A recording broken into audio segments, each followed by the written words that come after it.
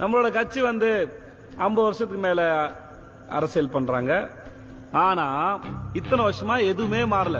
கட்சியோ, கட்சியோட கொடியோ, கட்சியோட சின்னமோ, நம்மளோட வாழ்க்கையோ இது எதுவுமே மாறல. ஆனா தலைவர் குடும்பம் நல்ல மாற்றம், முன்னேற்றம் இன்னும் பல தலைமுறைக்கு இல்ல தலைவா. 30 வருஷம் இல்ல, இன்னும் 300 வருஷம் ஆனாலும் இங்க எதுவுமே மாற போறதில்ல. நம்மள மாறும் விட மாட்டாங்க. நம்மகிட்ட மாற்றம் வராம நம்மள பத்திரமா அப்படியே பாத்துப்பாங்க. ஏன்னா நம்ம முன்னேறினா அது அவங்க நல்லது இல்ல.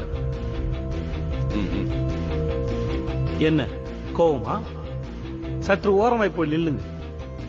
நம்ம எதிர்பார்க்கிற அரசியல் இவங்களுக்கு புரியாது. ஆனா இவங்க நடத்துற அரசியல் என்னன்னா, ஜாதி கட்சி தலைவர் 2 பேரோட சிலையை திறந்து ஜாதியை காப்பாத்துவது, நம்ம ஏரியால இருக்கிற ஒரு தெருவுக்கு அவங்க கட்சியோட தலைவரோட பேரை வைக்கிறது, அப்படியே நம்ம தலையில மிளகா அரைக்கிறது, 5 வருஷத்தோட ஓட்டு கேட்கறது. அதுக்கப்புறம் ஏதாவது பிரச்சனைன்னு ஒண்ணு வந்துச்சுன்னா, அதாவது இந்த வெள்ளம் வந்துச்சு, புயல் அடிச்சிச்சு, பிள்ளைங்க அன்றதுக்கு இடம் இல்லைன்னா இவங்ககிட்ட போய் கையேந்தி நிக்கணும். ஐயா ஏதாவது பண்ணுங்க ஐயா, பிள்ளைங்க எல்லாம் நடு ரோட்ல நிக்குதுன்னு. எல்லாம் கர்ண பரம்பரை இல்ல, ஏதோ அவங்க அப்பா வீட்டு காசு எடுத்து நம்ம கையில குடுக்குற மாதிரி நம்ம அரிசியும் பருப்பும் வாங்கும்போது கட்டின வரி பணத்துல அவனுங்க வாரி சுட்டிக்கினது போக மிச்சம் இருக்கிற பணத்தை நம்மளுக்கு கொடுப்பானுங்க. அதுவும் எலும்பு துண்டு மாதிரி. அதான் நம்ம வாங்கிக்கிட்டு அவனுக்கு போஸ்ட் அடிக்கணும்.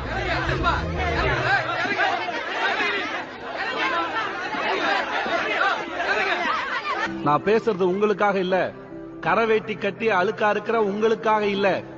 உங்களை நம்பி உங்க வீட்டுல உட்கார்ந்து இருக்காங்களே உங்களோட புள்ள குட்டிங்க, அடுத்த தலைமுறை, அவங்களுக்காக பேசுறேன். புரிஞ்சுக்க முயற்சி பண்ணுங்க.